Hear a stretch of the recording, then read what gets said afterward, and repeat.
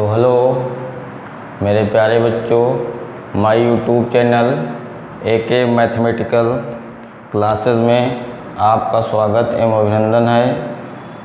ठीक है, तो जैसा कि आपको हम पिछले वीडियो में पहले क्वेश्चन के पहला और तीसरा पार्ट करवा चुके थे।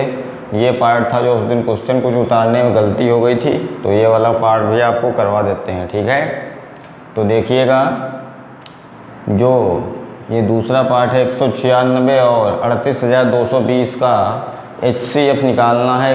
कैसे निकालना है? यूक्लिड विभाजन एल्गोरिथम का प्रयोग करके HCF इसका ज्ञात करना है।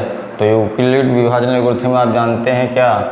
इसमें बड़ा कौन है, बड़ी संख्या कौन सी है? ये बड़ी संख्या, ये छोटी संख्या ना। तो आप जानते हैं कि बड़ी संख्या को A मानते हैं, तो A बराबर 38,220 और B बराबर 196 है ना। B बराबर 196। तो अब जो है इसमें आप यूक्लिड विभाजन एल्गोरिथम का प्रयोग करेंगे तो क्या होगा? 38,220 बराबर 196 गुणे, अब देखिए 196 का पहाड़ा इसमें कितनी बार लगेगा ये आपको देखना है। तो आप साइड में चाहें तो भाग कर सकते हैं।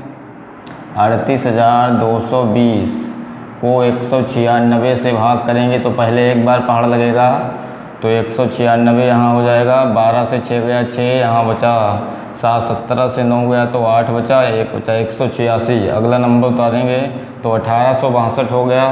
तो इसके बाद शायद 9 बार पहाड़ा जाएगा। 9 9 81, 9 9 9 छाक 54, 54 5 बचा, 9 9 81, 5 86, 8 बचा, 9 कम 9 9 8 17। घटाएंगे, 12 से 4 गया 8 हुआ, यहाँ 15 से 6 गया 9 हुआ, 7 से 7 गया 0, अगला नंबर 0। इसके बाद 5 बार चला जाएगा, क्योंकि 200 मान लेंगे तो 200 पंचे 1000 होगा, तो 1000 से कम है तो लगभग 5 बार चला जाएगा। 5 छक्का 30, 3 बचा, 5 9 45, 3 48, 4 बचा, 5 एकम 5 4 9। जी बिल्कुल सही है। तो 195 बार पहाड़ा इसका गया पूरा ना। तो 196 गुणे 195 बार पहाड़ा गया, शेषफल कितना बचा? 0। शेषफल कितना हुआ? इतने बार। 196 से इसको भाग करने पर 195 भागफल आया और शेषफल क्या हो गया? 0 हो गया, है ना। तो शेषफल चूँकि 0 यहाँ पे पहले ही बार में शेषफल 0 आ गया, तो आपका HCF कितना होगा? जो B आपका होता है A बराबर BQ प्लस R, है ना। तो जो B होता है वही आपका HCF होता है। तो HCF बराबर कितना हो गया? 196। इस तरह के सवाल जो 3 थे पहले क्वेश्चन के 3 पार्ट, तीनों हमने आपको करवा दिए हैं। अब आप लोग इनके जो किताब है तो उसका अभ्यास करिएगा और उसको आप जो उदाहरण लगे उदाहरणों को लगाइएगा, दूसरी किताब से लगाइएगा। ठीक है, इसमें क्या करते हैं, सबसे बात फिर से समझ लीजिए। बड़ी संख्या को पहले लिखते हैं, फिर छोटी संख्या लिखते हैं, फिर भाग करते हैं, जितनी भागफल आता है वो यहाँ लिखते हैं, शेषफल यहाँ लिखते हैं। फिर B को आगे लिखते हैं, भागफल को यहाँ लिखते हैं। अब है ना, जो B था वो A हो जाएगा, जो भागफल था वो B हो जाएगा। फिर भाग करते, जब तक शेषफल 0 ना आ जाए तब तक आपको यही प्रोसेस, यही प्रक्रिया करते रहना है। ठीक है, जब शेषफल 0 आ जाएगा तो जो B का मान लास्ट वाली लाइन में होगा वही आपका HCF होगा। ठीक है, तो इस तरह जो है आपका क्वेश्चन नंबर 1 समाप्त हो गया। इसके बाद क्वेश्चन नंबर 2 देखेंगे आप लोग। हम क्वेश्चन नंबर 2 लिख रहे हैं। क्वेश्चन नंबर 2 देखिए। क्वेश्चन नंबर 2 है, दर्शाइए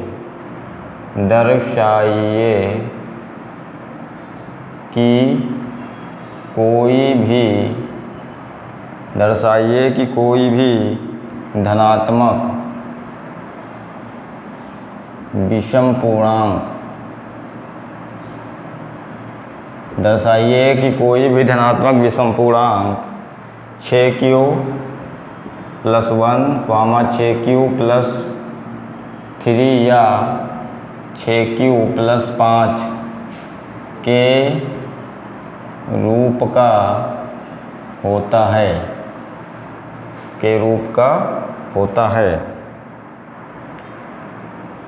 जहाँ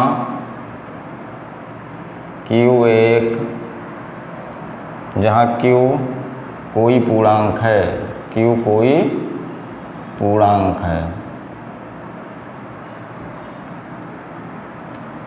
ठीक है। तो ये क्वेश्चन नंबर 2 है, दर्शाइए कि कोई भी धनात्मक विषम पूर्णांक 6q+1, 6q+3 या 6q+5 के रूप का होता है जहाँ q कोई पूर्णांक है। इस तरह का पहली प्रश्नावली में एक तमाशा निकालना है, दूसरा क्वेश्चन जो है इस तरह का है, और भी इस तरह के क्वेश्चन होंगे। तो इस तरीके के क्वेश्चनों को आप देखें कैसे सॉल्व करते हैं, ठीक है। तो इसका आंसर लिखेंगे। एक क्वेश्चन अच्छी तरीके से समझ लीजिए, फिर इसी पे डिपेंड सारे क्वेश्चन होंगे। यदि आप ये समझ लेंगे तो इस तरह के और भी क्वेश्चन कर सकते हैं, ठीक है। तो देखिएगा, दर्शाना क्या है, दिखाना है, दर्शाना है, क्या दर्शाना है या सिद्ध करना है, देखना या दिखाना है। दर्शाना क्या है, दिखाना है कि a बराबर 6q+1 हो सकता है, 6q+3 हो सकता है या 6q+5 के रूप का होगा, है ना। a का मान जो है वो 6q+1 होगा, 6q+3 होगा या 6q+5 के रूप का हो सकता है, ठीक है। तो देखिए हम लिखेंगे इसमें, माना a कोई धनात्मक, माना a कोई धनात्मक, कैसा पूर्णांक सवाल में लिखा है, विषम पूर्णांक, विषम पूर्णांक है, ठीक है। हम ये मान लेंगे, माना a कोई धनात्मक विषम पूर्णांक है। और b बराबर 6 लेना है, b बराबर 6 लेने पर, b बराबर 6 लेने पर, देखिए b बराबर 6 क्यों लिया, जितना आपके क्वेश्चन में यहाँ दिया होगा, ठीक है। यदि यहाँ 4q लिखा होगा तो b का मान 4 लेना है, यदि यहाँ पे 5q लिखा होगा तो b का मान 5 लेना है, ठीक है। 3 लिखा होगा तो 3 लेना, जितना आपके क्वेश्चन में कहेगा दिखाने को, है ना, उतना b का मान आपको लेना है। तो देखेंगे अब क्या हो जाएगा। तो a बराबर आप जानते हैं क्या, bq+r होता है ना, a बराबर bq+r होता है। और जहाँ क्या होता है, जहाँ r बड़ा होता है 0 से या बराबर होता है 0 से, लेकिन छोटा होता है किससे, b से। समझिएगा बात को, ठीक है। हमने आपको ये यूक्लिड विभाजन प्रमेय बताइए, समझाइए। a बराबर bq+r, जहाँ r का मान 0 से बड़ा होता है या 0 के बराबर होता है, लेकिन b से छोटा होता है। अब b हमारा कितना है, 6, b कितना है, 6 है। तो b जब 6 है तो r का मान कितना होगा, 6 से छोटा होगा। अतः r बराबर क्या होगा, r बराबर 1 हो सकता है, 2 हो सकता है, 3 हो सकता है, 4 हो सकता है, 5 हो सकता है ना। r का मान 1, 2, 3, 4, 5 हो सकता है ना, क्योंकि 6 से छोटा होगा। अब r का मान इतना होगा। अब चूंकि हमारा क्या है, विषम धन पूर्णांक है, क्योंकि हमारा r सवाल में क्या लिखा है, विषम धन पूर्णांक लिखा हुआ है। तो विषम धन पूर्णांक है, चूंकि a एक विषम धन पूर्णांक है, विषम धन पूर्णांक है, ठीक है। अतः शेषफल भी विषम होगा।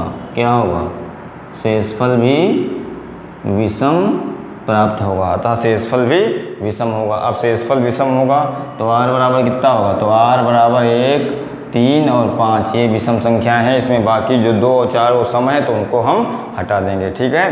तो इसलिए a बराबर क्या हो जाएगा, a बराबर, अब b इसमें रखिए, a बराबर b का मान कितना हमने लिया, 6 लिया, तो 6q और प्लस r कितना 1 है ना, 6q प्लस r का मान कितना 3, या 6q प्लस r का मान कितना 5। तो ये आपको दिखाना था, ठीक है, यही आपको दिखाना था।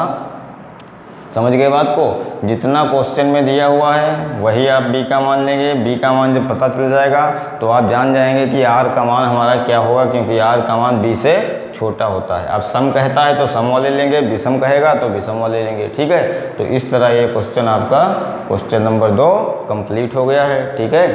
और आप लोग इसको अभ्यास करिएगा। इसके बाद आप लोग देखेंगे question number 3। Question number 3, question number 3 जो है वो बहुत बड़ा है, बड़ा सवाल है। किसी परेड में 616 सदस्यों वाली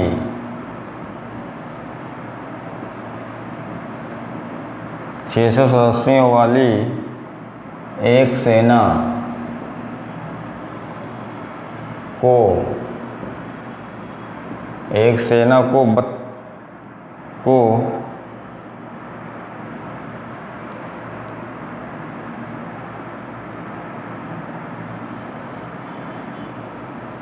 किसी परेड में 600 सदस्यों वाली एक सेना की टुकड़ी को क्वेश्चन उतारने में दिक्कत है, बड़ा क्वेश्चन, की टुकड़ी को 32 आर्मी बैंड वाली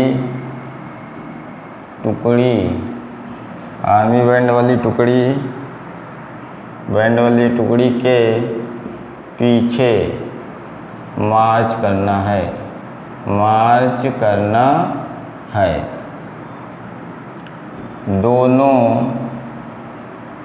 दोनों समूहों को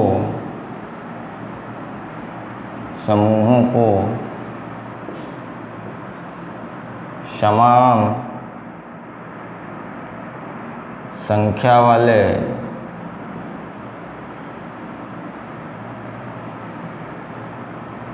स्तंभों में मार्च करना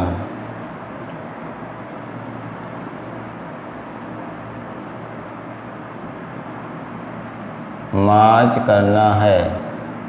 तो आपको बताना है उन स्तंभों की अधिकतम संख्या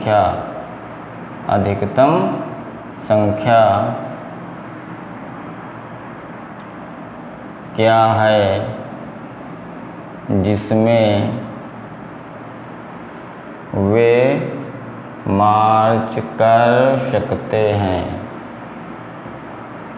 ठीक है, आपको समझ लीजिए क्वेश्चन बड़ा था, उतारने में दिक्कत है। किसी परेड में 616 सदस्यों वाली एक सेना की टुकड़ी को 32 सदस्यों वाली, यहाँ छूट गया, 32 सदस्यों वाली आर्मी बैंड वाली टुकड़ी के पीछे मार्च करना। दोनों समूहों को समान संख्या वाले स्तंभों में मार्च करना है। तो उन स्तंभों की अधिकतम संख्या क्या है जिसमें वे मार्च कर सकते हैं। अधिकतम संख्या बतानी है किसकी, स्तंभों की अधिकतम संख्या बतानी है आपको, है ना। तो अधिकतम जब पूछता है तो हम लोग मासा निकालते हैं, HCF मतलब निकालते हैं। ठीक है, तो इसमें HCF निकालेंगे तो अधिकतम स्तंभों की संख्या बराबर HCF किसका, 616 और 32, 616 और 32 का इसमें आपको HCF निकालना है। ठीक है, तो निकालिए। तो देखिए बड़ी संख्या कौन है, 616, तो 616 को लिखेंगे बराबर 32 से भाग करेंगे इसको।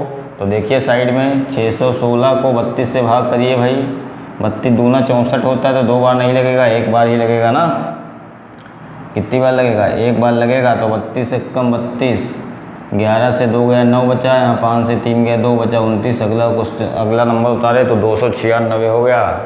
तो ये देखो हमें लग रहा 9 बार जाएगा, 9 दूनी 18, 1 बचा, 9 3 27, 1 28। तो ये 16 से 8 गया, 8 बचा, कितना बचा, 8 बचा। तो 32 का पहाड़ा 19 बार जाएगा प्लस शेषफल बचेगा 8 बचेगा। कितना बचेगा, 8 बचेगा। अब क्या करना है, B को आगे लाना है, तो 32 आगे आ जाएगा बराबर रिमाइंडर जो है आपका 8 है, 8 का पहाड़ा पढ़ेंगे। अब 8 से इसको भाग करिए तो 8 चक्कू 32, पूरा कट गया।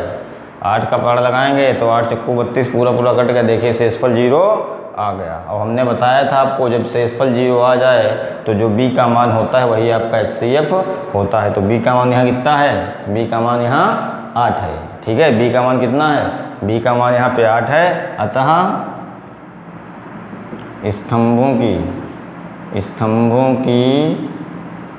अधिकतम